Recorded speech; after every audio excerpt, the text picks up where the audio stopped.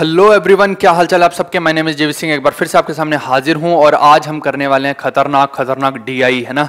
बहुत सारे लोग इसका वेट कर रहे थे कि सर जबरदस्त डीआई करा दो, तो कुछ डीआई मैं लेके आया हूं आप लोगों के लिए यहाँ पे। और जो लोगों का मॉक टेस्ट, जिन्होंने फर्स्ट वाला मॉक टेस्ट दिया है, तो वो भी थोड़ा सा परेशान हो गए थे कि सर ये डीआई कैसे निकालेंगे। तो वही जो डीआई हैं, जो इंपॉर्टेंट वाले डीआई हैं, जो बहुत ज़्यादा टफ लग रहे थे आपको, उसके चुटकियों में सोल्यूशन बताऊंगा कि कैसे आप उनको फास्ट कर सकते हैं। ठीक है, हर चीज़ का एक तरीका होता है। अगर आप कन्वेंशनल मेथड से करेंगे तो आपको बहुत ज़्यादा समय लग जाएगा उसको करने में, लेकिन जो मेथड मैं आपको बताऊंगा, जिस तरह से मैं समझाऊंगा, उस तरह से जब आप करेंगे डीआई को, तो आप देखेंगे कि अगर किसी बंदे का आधा घंटा कहीं का डीआई में लग गया, तो आप देखेंगे कि शायद 10 या 15 मिनट में ही आप उस चीज को कर सकते हैं। मतलब बिल्कुल आपका टाइम हाफ हो जाएगा। और अगर आप थोड़े से स्मार्ट और हैं तो हो सकता है कि आप उसको 6 से 7 मिनट में ही कर दें। ये डिपेंड करता है आपके ऊपर। और मैं आपको बताऊंगा उसके अंदर कि कौन से क्वेश्चन को स्किप करना चाहिए डीआई के अंदर, क्योंकि हर डीआई में एक ऐसा क्वेश्चन होता है, मैं आपको आज बता रहा हूं, यहाँ पे एक ऐसा क्वेश्चन आता है, वो होता है वर्टिकल वाला। अगर वर्टिकल वाला क्वेश्चन कभी भी आ जाए तो उसको हमेशा स्किप करो। ये कोई चीजें नहीं बताएगा तुम्हें, है ना। मैं बता रहा हूं आपको कि वर्टिकल वाला क्वेश्चन कभी भी आ जाए तो तुरंत फटाफट से स्किप करना है। अब वो क्या है, वर्टिकल क्वेश्चन कौन सा होता है, हॉरिजॉन्टल कौन सा होता है, वो सारी डिस्कस करेंगे आज के लेक्चर में। ठीक है, बहुत कुछ सीखने को मिलेगा। जो मेंस के बच्चे हैं भैया, वो बिल्कुल ध्यान दीजिएगा इसके ऊपर। और दूसरी बात ये है कि अभी मैं आपको पूरा शेड्यूल दे दूंगा एक आधे दिन के अंदर, कि जब तक हमारा मेंस का पेपर नहीं होता हम ऐसी ऐसी चीजें सीखते रहेंगे यहाँ पे यूट्यूब पे, ताकि आप लोगों को वो सारी की सारी चीजें समझ आती रहें कि हाँ, पेपर में ऐसी चीजें भी पूछी जा सकती हैं। बिल्कुल जो एक्सपेक्टेड और इंपॉर्टेंट चीजें हैं वो सारी मैं डेली रूटीन बेसिस में लेके आने की सोच रहा हूं अभी, तो उसका शेड्यूल आपको मिल जाएगा। अब देखते हैं आज का डीआई।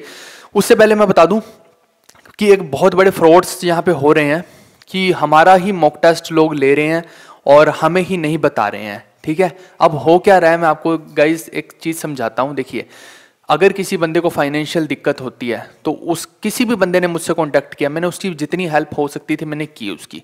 ठीक है, लेकिन जब कोई बंदा बिना बताए आपका मॉक टेस्ट परचेज भी कर रहा है और फिर रॉब भी जमा रहा है, आके बोलता भाई तुमने मेरे को मॉक टेस्ट में नहीं डाला, हमारे जो टीम है उनको ऐसे बोला जा रहा है ना, और रेगुलरिटी में वो बंदे बोल रहे हैं, उन्हें इतना भी नहीं यार, थोड़ी सी तो सेंस रखो यार, कि आप लोगों ने पहली बात तो इलीगल काम किया है ना तो उसके लिए पे किया है आप लोगों ने, हमने पूरी लिस्ट चेक की है, और उसके बाद आप बार बार फोन कॉल्स करके ये काम कर रहे हैं, तो वो अच्छी बात नहीं है। ठीक है, अगर आपको करना ही है, कुछ सीखना ही है, तो सही तरीके से सीखिए, क्योंकि गलत तरीके से जब कर्ण ने विद्या सीखी थी तो वो भी भूल गया था, तो आप भी अगर गलत तरीके से उस चीज को करेंगे तो वो शायद कभी याद ही नहीं रहेगा आपको। ठीक है, तो हमेशा जो भी काम करना है आपको बिल्कुल एक सही तरीके के साथ करना है। मैंने किसी के साथ फ्रॉड नहीं किया, तो मैं नहीं चाहूंगा कि मेरे स्टूडेंट्स भी कभी ऐसा करें। ठीक है, तो कुछ स्टूडेंट ऐसा अगर कर रहे हैं तो प्लीज उनसे रिक्वेस्ट है, क्योंकि this is the last time. अब इसके बाद अगर कोई भी स्टूडेंट ऐसा फ्रॉड करेगा तो हमने एक बहुत ज्यादा क्रिटिकल इसको मान के सिचुएशन को एक स्टेप लिया है कि इन फ्यूचर उस बंदे को ना तो हमारा कोई कोर्स और ना ही हमारा कोई पेड मॉक मिलेगा, उसको बिल्कुल हम ब्लैक लिस्ट कर देंगे, क्योंकि हमें पैसे का कोई लालच है ही नहीं है भाई। यहाँ पे बात पैसे की है ही नहीं, बात है यहाँ पे एथिक्स की। ठीक है, तो इस चीज को प्लीज आपसे हम्बल रिक्वेस्ट है, this is the last chance I am saying. अगर कोई स्टूडेंट ऑलरेडी वहां पे ऐसा है, क्योंकि अभी हम फिल्टर आउट करने की कोशिश कर रहे हैं, बहुत सारे स्टूडेंट्स ऐसे निकल के आ रहे हैं जो जबरदस्ती उसमें एंटर करने की कोशिश कर रहे थे। ठीक है, और बार बार हमें मेल्स भेज रहे हैं कि आप हमें ऐड नहीं कर रहे, और यूट्यूब पे भी कई लोगों ने धमाका मचा रखा है कि आप हमें ऐड नहीं कर रहे, है ना। उसमें से आधे स्टूडेंट तो ऐसे हैं भैया कि जिन्होंने पे ही नहीं किया, और वो जबरदस्ती का पता नहीं क्यों ऐसा कर रहे हैं, आई डोंट नो, है ना। तो प्लीज इस चीज को समझिएगा, क्योंकि ये ऑलरेडी हमने पेड रखा है, तो हमारे पेड वाले बच्चों के साथ बहुत ज्यादा दिक्कत हो जाएगी। ओके जी, अच्छा, जो पेड वाला हमारा पहला मॉक टेस्ट था, जो इतना जबरदस्त बनाया है ना, कई लोगों से हिला नहीं है, तोते उड़ गए हैं, टेंशन लेने की बात नहीं है, उसका शॉर्ट सॉल्यूशन है भैया, उसका छोटे तरीके हैं उसको करने के, मैं आपको दूंगा, उसकी टेंशन मत लो आप लोग।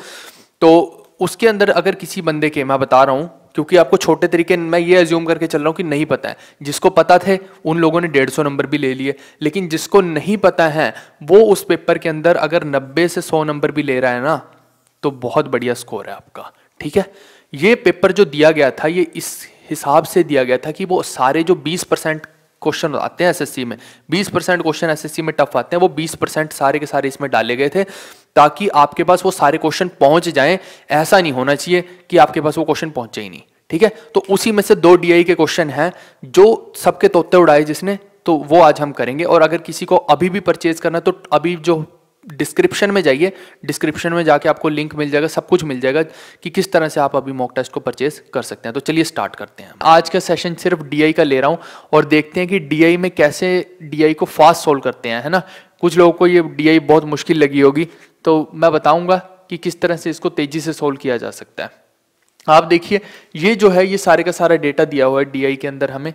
और पहले सवाल में उसने पूछा था कि what is the average percent of marks obtained by all the students in subject M and N together. देखो, एवरेज निकालनी है एम की और एन की टुगेदर। अब दो तरीके हैं, एक तो बंदा बेसिक से करे, उसके अंदर सम और एवरेज का ये सेक्शन नहीं दे रखा था, ठीक है। ये मैंने यहाँ पे सम निकाल दिया, इन सबको ऐड किया, ये सम आ गया, इन सबको ऐड किया, ये सम आ गया, ठीक है। और फिर उसकी एवरेज निकाल दी। लेकिन समझने वाली बात क्या है कि ये हमें दे रखा है परसेंटेज ऑफ मार्क्स दिया हुआ है, ओके। ये जो हमें दे रखा है परसेंटेज ऑफ मार्क्स दिया हुआ है यहाँ पे। आप यहाँ पे जब देखेंगे तो यहाँ तो बेस है 100 का और यहाँ है 50 का, तो कंफ्यूजन यहाँ पे क्रिएट होगी कि एवरेज परसेंट निकालने हैं इसका और इसका एवरेज करना है उसका, है ना। तो या तो आप क्या कीजिए, इसका एवरेज निकालिए और फिर इसका पूरे का एवरेज निकालो और उन दोनों का प्लस करके बाय में 2 कर लो, ये तरीका है। तो वो एक तो यहां से दिस प्लस दिस बाय में 2 कर दोगे तो आंसर आ जाएगा, इन दोनों को ऐड करके बाय 2 कर दोगे तो। लेकिन यहाँ पे कुछ बच्चों को ये कंफ्यूजन आ सकता है कि यहाँ तो 50 है या 100 है, तो ऐसे कैसे हो रहा है, क्योंकि यहाँ पे लिखा है परसेंटेज, तो ये तो परसेंटेज है और हमें निकालना भी क्या है वो भी ध्यान रखो कि एवरेज परसेंट ही निकालना है हमें। जरा क्वेश्चन में रीड करो आप। तो हम क्या कर सकते हैं, जैसे मैं आपको एग्जाम्पल के तौर पर एक चीज बताता हूँ कि जैसे ये 90% है, ठीक है, ये परसेंटेज दी हुई है आपको, तो यहाँ 50 है और यहाँ 100 है ना। तो यहाँ पे अब मेरे को तो परसेंटेज में निकालना है, तो मैंने आपको परसेंटेज के अंदर एक रूल बताया था कि परसेंटेज को हम शिफ्ट कर सकते हैं दूसरी साइड पे। यानी कि इसका क्या मतलब होगा, 50 का 90%। तो क्या मैं ये नहीं लिख सकता 90 का 50%, 50% ऑफ 90, क्या ये लिख सकता हूं मैं। तो जब आप 90 का 50% करोगे वो बनता है 45। लेकिन मुझे क्या निकालना है, 100% पे निकालना है। परसेंटेज की बात हो रही है क्योंकि यहाँ 100 है। अब ध्यान दो उस बात का कि यहाँ 100% है, तो जब मैं 100% करने की कोशिश करूंगा तो 50% 45 है, तो 100% क्या होगा, वो फिर से 90 ही आ जाएगा। तो ये जो है यानी कि ये जो 90 की वैल्यू है वापस से हमें रीगेन हो जाएगी जब यहाँ पे 50 और यहाँ पे 100 है। तो ये इस कंसेप्ट को हमें दिमाग में रखना था बस, और इसके बाद क्वेश्चन में कुछ भी नहीं था। अब हमें कोई कंफ्यूजन क्लियर हो गया कि यहाँ पे डायरेक्टली पूरे इसकी एवरेज और इसकी एवरेज लेके दोनों को प्लस करके बाय 2 कर सकते हैं। ऐसा कोई दिक्कत नहीं आएगी कि यहाँ पे बेस अलग अलग है तो हम ऐसा नहीं कर सकते, ठीक है। तो ये कंफ्यूजन तो मैंने पहले ही आपकी दूर कर दी है। अब दूसरा चीज देखिए, देखो जब सीखना है तो ढंग से ही सीख लेते हैं, है ना, क्योंकि 2017 का पेपर तो सभी ने देखा है, तो वैसा पेपर नहीं आएगा इसकी कौन गारंटी देता है। आप देखिए कि हर एग्जाम अब थोड़ा सा अच्छे लेवल का ही आ रहा है और मुझे नहीं लगता कि एग्जाम बेकार लेवल का आएगा, क्योंकि अब ये यही ट्राई करेंगे कि ज्यादा से ज्यादा बच्चों को एलिमिनेट करके कम से कम बच्चों को आगे लेके जाएं, ठीक है। चलिए, तो आप देखो, अब मेरी बात बताओ मुझे कि यहां पे इसकी जब मेरे को एवरेज लेनी, इस लाइन को देखो आप, इस लाइन को, एम वाली लाइन को देखो, इसकी जब आपको एवरेज लेनी है तो सबसे पहले जो देख के मेरे को लगता है कि मे भी हो सकता है इसकी 80 के आसपास हो, क्योंकि सभी जो रेंज है सिर्फ इसको छोड़ के लगभग आप देखिए कि ये जितने भी हैं, ये तो दो अलग हो गए, सम और एवरेज हो गए, यहां से देखिए आप लगभग 80 के आसपास सभी हैं।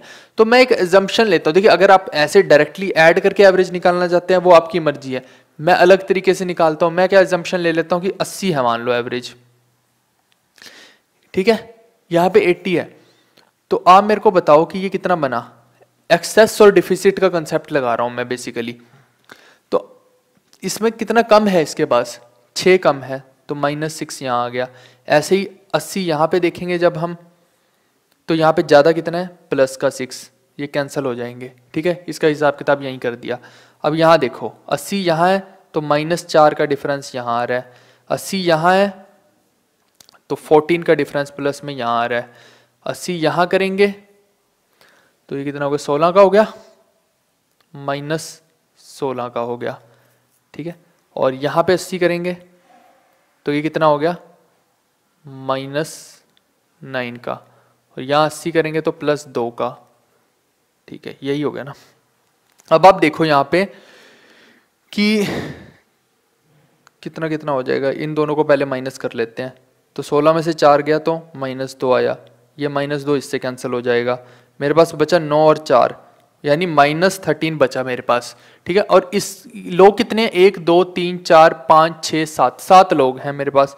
तो -13/7 मेरे को कर देना है। चलो अब ये -13/7 देखते हैं कि कौन कौन बंदा हमें करके बताएगा। तो आप देखिए कि 7 एकम 7 होता है, 6, तो ये हमारा 7 अट्ठे 56 हो गया, 4 7 पंजे 35 हो गया, यानी 1.85 नेगेटिव का आया हमारे पास। तो इसका मतलब क्या है, इसका मतलब है कि 80 से आपकी एवरेज इतनी कम होगी, लेकिन माइनस माइनस कुछ नहीं करना आपको, आप बस ये याद रखिएगा। मैं यहाँ साइड में लिख देता हूँ, इसकी एवरेज आ गई 80 - 1.85। ठीक है, ये आपको याद रखना है, बाकी का मैं रिमूव कर देता हूँ। मैं वही समझाने की कोशिश कर रहा हूँ आपको, अभी ये सारा रिमूव कर देता हूँ। अब हम चलते हैं दूसरी साइड। ये तो हो गया m का, अब n की निकाल लेते हैं ऐसे ही। n की देखो आप कि 80 मैंने मान लिया, अब 80 ही मान लेते हैं। ठीक है, कुछ भी मान सकते हो आप, जो मानना चाहो मान सकते हो, जिससे आपकी कैलकुलेशन आसान हो जाए। 80 है तो यहाँ पे 10 ज़्यादा हो गए, +10 हो गया, यहाँ पे +2 हो गया, यहाँ पे +5 हो गया, यहाँ पे -2 हो गया, यहाँ पे -15 ही हो गया ना, -15 हो गया, यहाँ पे 0 हो गया, और यहाँ पे ये देखिए +6 हो गया। ठीक है भाई, तो आप देखिए कि ये +5 और +10 ये तो कैंसिल कर देंगे इस 15 को, ये इसको कैंसिल कर देंगे, तो ये कितना बना, 6 बना, 6 बना। और लोग कितने हैं, 1 2 3 4 5 6 7, 7 हैं ये बाय में 7। ठीक है, तो ये कितना बनेगा आपका, देखिए लगभग 7 अट्ठे 56 होता है। वैसे देखिए यहाँ भी हमारे पास 6/7 ही आ रहा था, लेकिन चलो कर लेते हैं। अब वही मैं समझाने की कोशिश कर रहा हूँ कि कैलकुलेशन इतनी मुश्किल होती नहीं है। 7 अट्ठे 56 हो गया, फिर 4 0.85 लिखो। अब यहाँ पे क्या है कि ये प्लस का है, तो यानी कि ये तो m की एवरेज हो गई, और n की एवरेज क्या हो गई, 80 + 0.85। मैंने क्या बोला, उसने बोला है कि m और n दोनों की एवरेज परसेंट निकालना है। तो इनकी एवरेज जब हम लेंगे अब, ठीक है, इनके एवरेज जब लेंगे तो ऐड करेंगे और बाय 2 करेंगे। तो जब बाय 2 करेंगे तो यहाँ 80 तो आएगा ही आएगा। ठीक है, लेकिन इसका देखिए आप, इसमें देखिए जब इनको ऐड करेंगे और बाय 2 करेंगे तो यहाँ पे क्या बन गया, ये -1 बन गया, और बाय में 2 करेंगे तो यानी कि -0.5 बन गया। तो यानी कि 79.5 आपका उत्तर होना चाहिए। आप देखिए ये इस सवाल से मेरा सवाल उठाने का पर्पस क्या था, आप समझिए। अब इस सवाल को इसलिए उठाया गया है क्योंकि एसएससी आजकल कैलकुलेशंस पूछ रही है दोस्त। अगर वो कैलकुलेशंस पूछ रहे हैं तो वो देखिए कि मैंने कितने ब्यूटीफुली आपको वो सारी की सारी कैलकुलेशंस बता दी कि आपको ज़्यादा कैलकुलेट करने की ज़रूरत नहीं थी, आपको कैसे फटाफट से उन कैलकुलेशंस को करना है वो देखना है। देखिए ये ऐसे सवाल हैं, ये डीआई ऐसे हैं जो वो 20% वाले सवाल होते हैं उनके अंदर आ सकते हैं। मैं बार बार आपको वही चीज़ रिमाइंड करवा रहा हूँ। बिल्कुल भी इरादा ये नहीं है कि किसी को डिमोटिवेट किया जाए, ये मैं क्लियर शब्दों में बोल रहा हूँ। बस तरीका ये है कि इनसे आपको क्लैरिटी ऑफ थॉट मिले। ऐसे ही हम बहुत सारे डीआई करते रहेंगे पेपर से पहले तक। ठीक है, चलो अगला सवाल देखते हैं। चलिए सवाल नंबर 2 देख लेते हैं। अब 2 नंबर सवाल, इसके अंदर हमें निकालना क्या था, ओ की निकालनी थी। ठीक है, average percent marks of O. तो आप देखिए कि ओ जो है हमारा यहाँ पे ये है। अब मेरे को इसको देख के ज़्यादातर देखिए 70 की लाइन वाले दिखाई दे रहे हैं, तो मैं 70 के आसपास एवरेज एज्यूम कर लेता हूँ। कुछ भी कर सकते हैं, आपका 80 का मैंने, आप 80 करो। ठीक है, यहाँ भी 70 ये सब समझाने के लिए कर रहा हूँ, नहीं तो ये सब करने की जरूरत नहीं थी, फटाफट से दिमाग में ही हो जाती हैं ये सब चीज़ें। तो आप देखिए कि ये कितना बनेगा। अब ओ का 17 यहाँ पे एक्स्ट्रा प्लस 17, यहाँ पे हो गया -4, यहाँ पे कितने कम हो गए इसके पास, -1, इसके पास 3 ज़्यादा हो गए, इसके पास 4 कम हो गए, 84 है ना ये, तो इसके पास 14 ज़्यादा हो गए, इसके पास 7 ज़्यादा हो गए। तो आप देखिए कि क्या क्या कैंसिल हो सकता है हमारे पास। ये देखो 4 और 4 होता है 8, और उधर है 7। ठीक है, तो सिर्फ एक -1 बचेगा आपके पास, और ये हो गया -2, तो +3 है, तो एक 1 बच गया आपके पास। ये 18 हो गया, 18 और 14 हो गया 32, और टोटल लोग कितने हैं, 1 2 3 4 5 6 7 बाय में 7।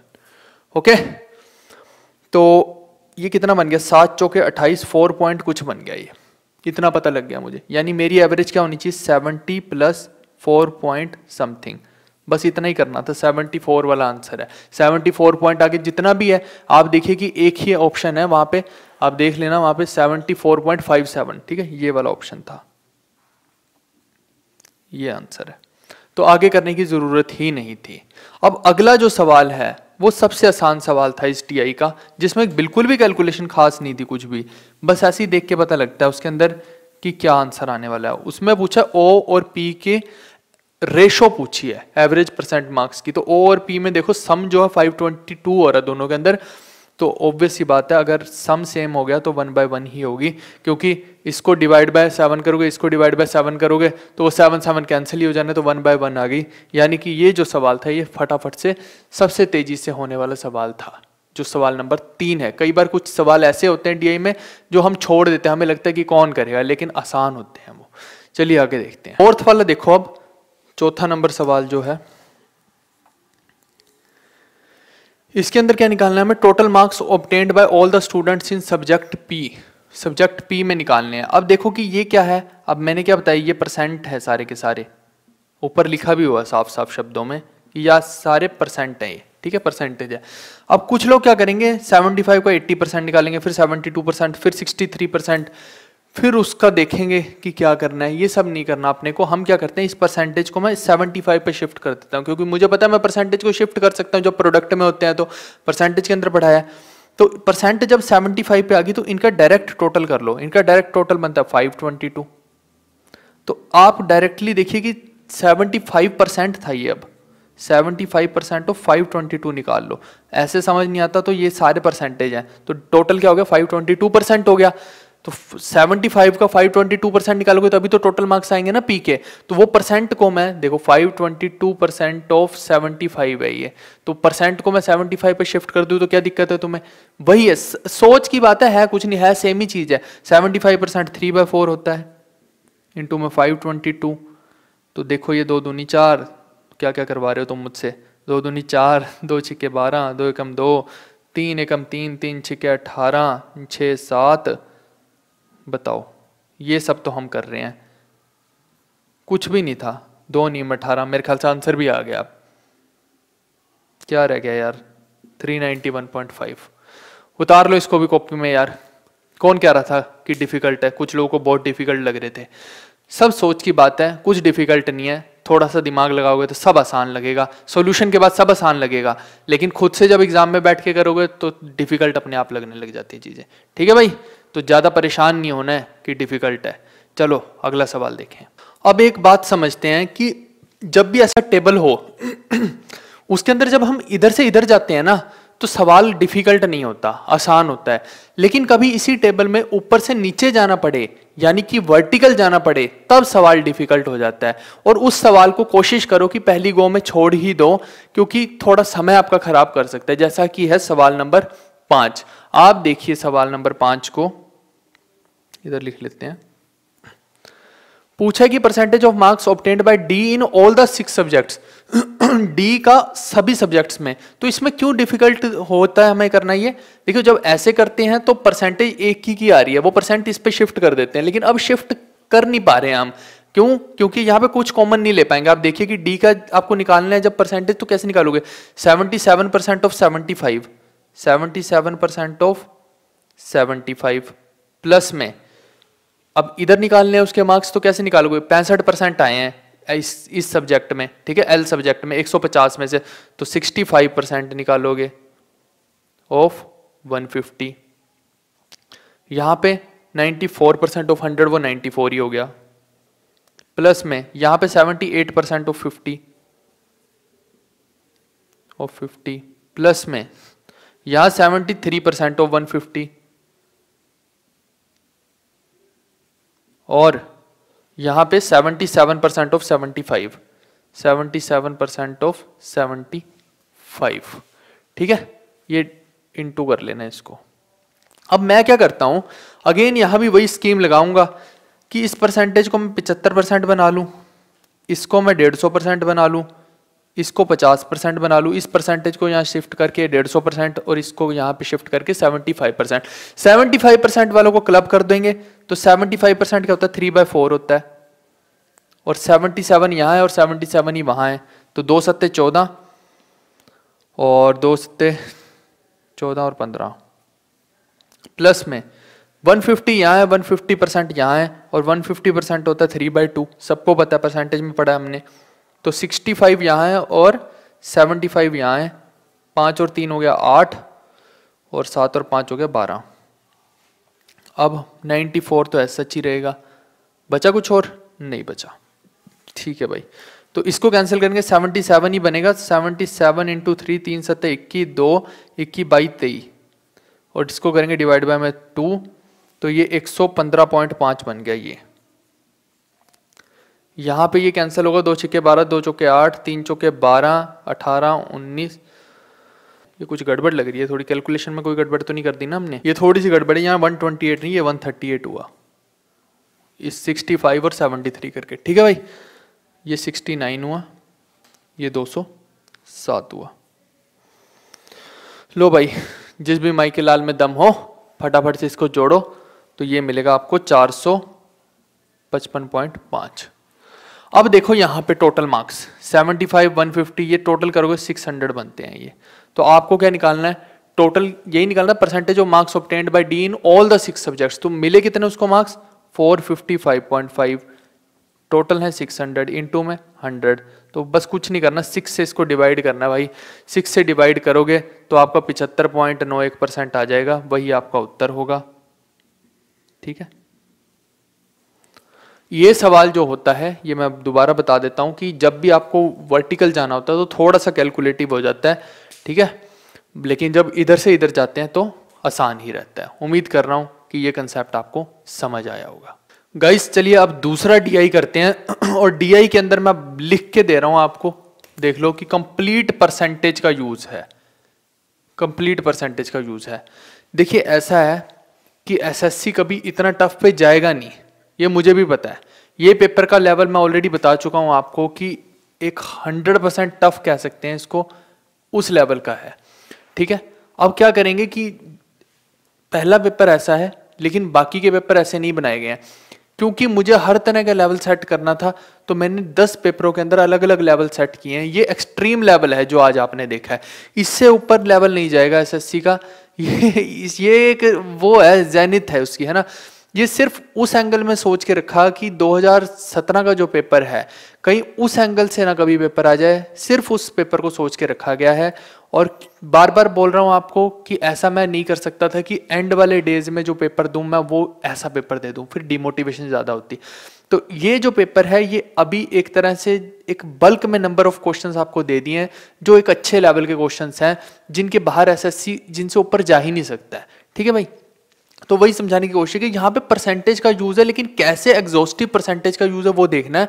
और इनके अंदर ऐसे क्वेश्चंस भी है डीआई के अंदर, देखिए मैंने आपको वही बताने की कोशिश की कि किनको स्किप करना है डीआई के अंदर और किनको हम कर सकते हैं, इजीली कर सकते हैं। ये इतने बड़े टेबल बनाने की जरूरत नहीं थी आपको, ये तो आपको समझाने के लिए बना दिया मैंने।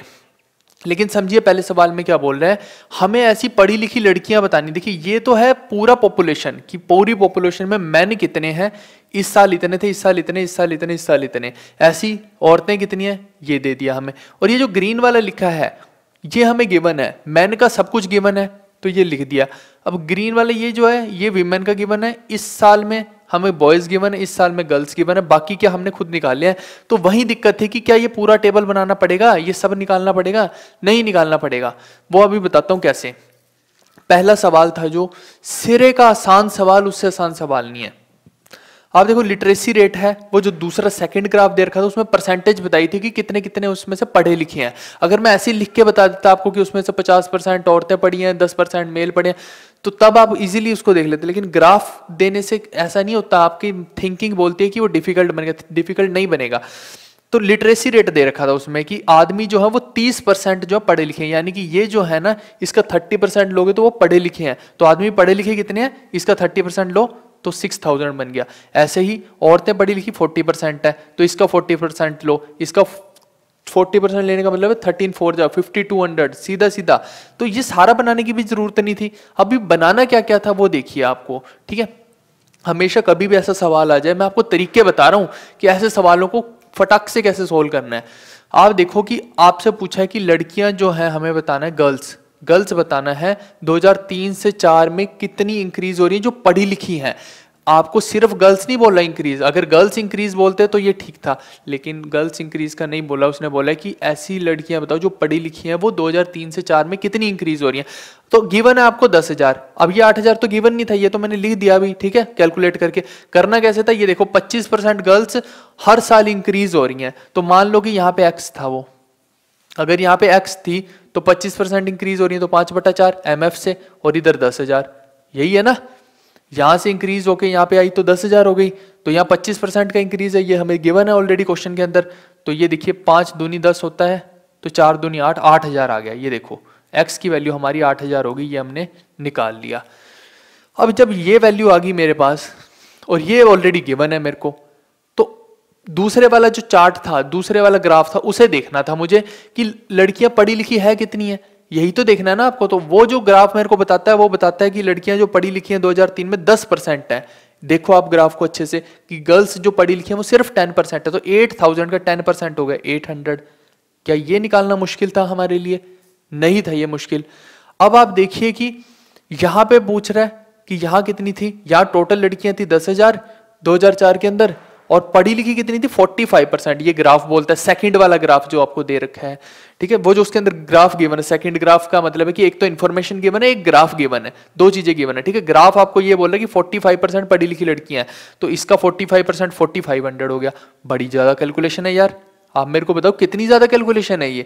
क्या ये ज्यादा कैलकुलेशन? अगर इसको ज्यादा कहेंगे तो फिर क्या होगा आपका?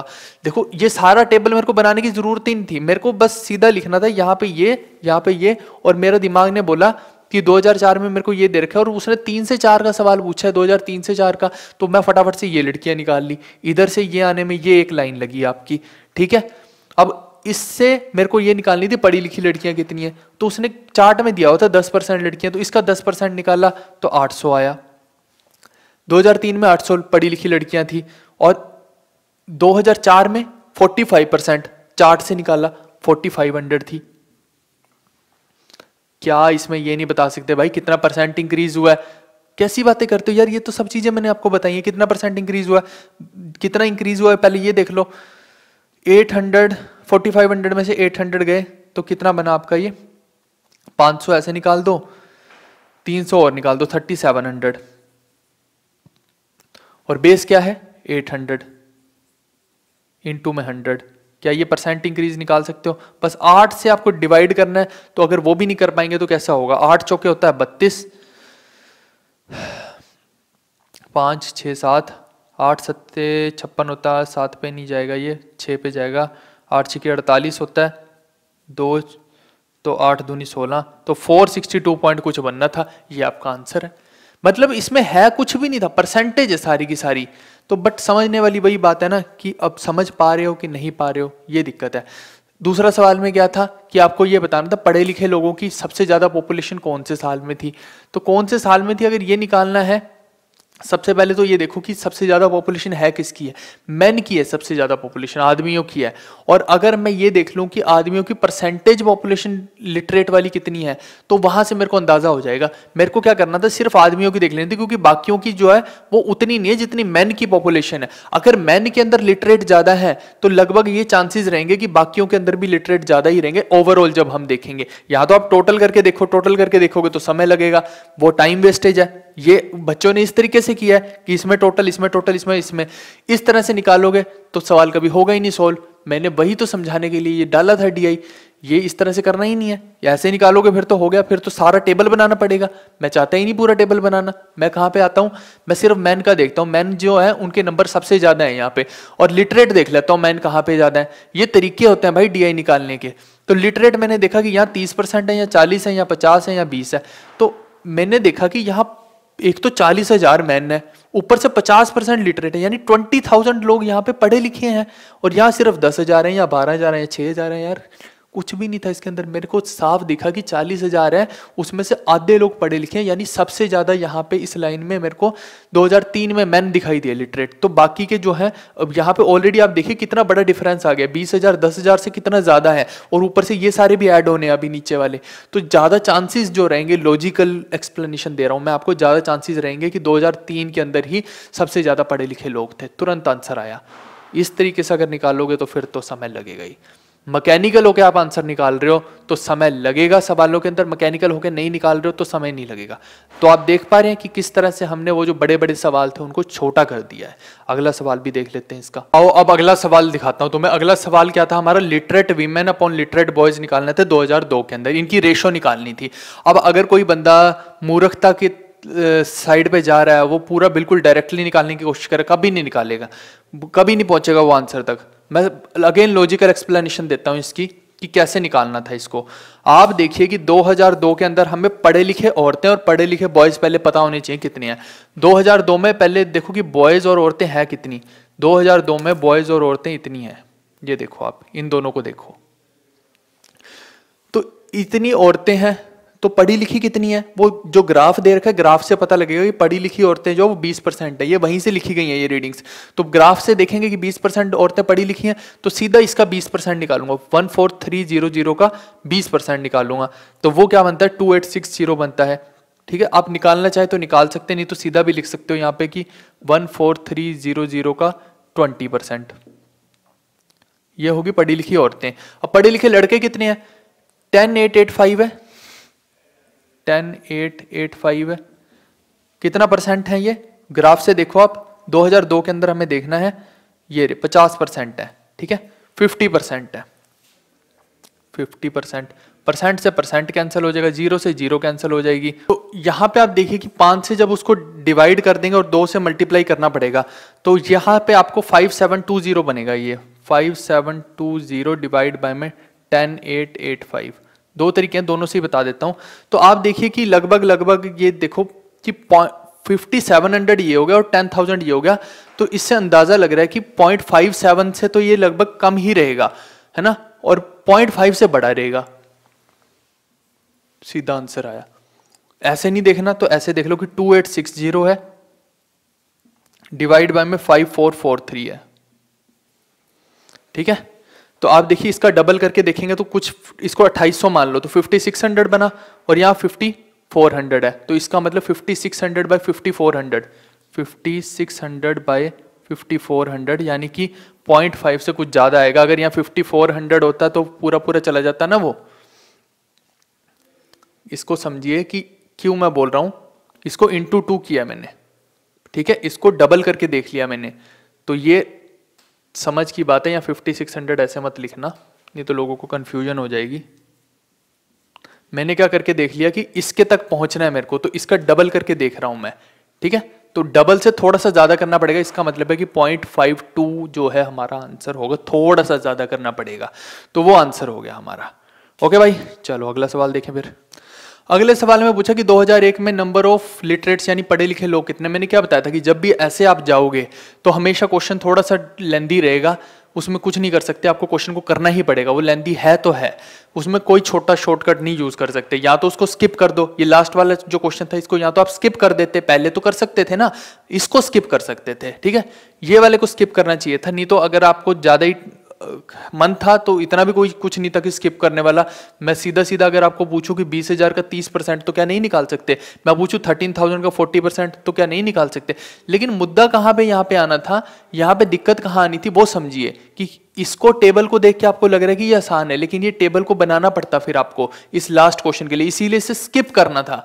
ये समझिए, मैंने बार बार बोला था आपको कि कोई भी सवाल आ जाए ऐसा तो उसको स्किप जरूर करो। तो आप देखिए कि यहाँ 10,000 से पहले हमें बैक बैक बैक यहाँ आना पड़ता, 12,000 से यहाँ यहाँ यहाँ यहाँ आना पड़ता, तो वो मुद्दा था सारे का सारे इसके अंदर, वहां गेम थी। यानी कि आपको ये सारा पहली लाइन अगर बनानी पड़ जाए उधर से इधर आके, तो आप खुद समझदार हैं कि कितना समय पहले वेस्ट होगा उधर से इधर आने में और फिर इसके परसेंटेज निकालने में। समझ रहे हैं इस चीज को, तो वहां टाइम खराब होना था, इसीलिए इस सवाल को ना करने में आपका फायदा था। तो अदरवाइज करना कैसे है, इसका 30% ले लो 6,000, इसका 40% ले लो, वो ग्राफ को देख के बोल रहा हूं मैं, ऐसे ही इसका 15 ले लो, इसका 50% ले लो, इनको सबको ऐड कर दो, 15,315 आंसर हो जाएगा, 15,315। ठीक है, उम्मीद कर रहा हूँ ये डीआई आपको समझ आए होंगे। दोनों के दोनों डीआई बहुत ज़बरदस्त डीआई थे, एग्जॉस्टिव कैलकुलेशन थी, क्योंकि एसएससी आजकल पूछती है यार, ऐसी चीज़ें पूछ सकती है, कैलकुलेशन वाली चीज़ें वो आपसे कैलकुलेशन करवा सकती है। ठीक है, आप ये नहीं बोल सकते कल को जाके कि कैलकुलेशन ये तो भैया सिलेबस में नहीं था, ये लेवल का नहीं है, कुछ भी नहीं था इसके लेवल के अंदर। मैंने देखिए 4 सवाल थे इस डीआई के अंदर, 3 ऐसे सवाल थे जो बिना टेंशन के हो सकते थे, सिर्फ एक सवाल था वो था ऐसे वाला जिसके अंदर मुश्किल होती है, और यही चीज़ दूसरे डीआई में भी थी। उम्मीद कर रहा हूँ कि ये चीज़ आपको समझ आई हो। अगर आप लोग बोलो तो मैं पूरे के पूरे फर्स्ट पेपर के सॉल्यूशन ढंग से करवा दूंगा, ठीक है, शॉर्टकट तरीकों से करवा दूंगा अगर आप बोलते हो। अगर आपको सिर्फ हैंड रिटन ही सॉल्यूशन चाहिए तो वो अलग बात है। ठीक है भाई, तो डिमोटिवेट होने की इसमें कोई भी बात नहीं थी। उम्मीद कर रहा हूँ कि ये चीज़ मैंने क्लियर कट आपको समझाई होगी। ऐसे ही बाकी के सवाल अगर जो जो आपको लगता है कि आपसे नहीं हो रहे हैं मेरे को बताओ, मैं वो सब आपको प्रोवाइड कर दूंगा।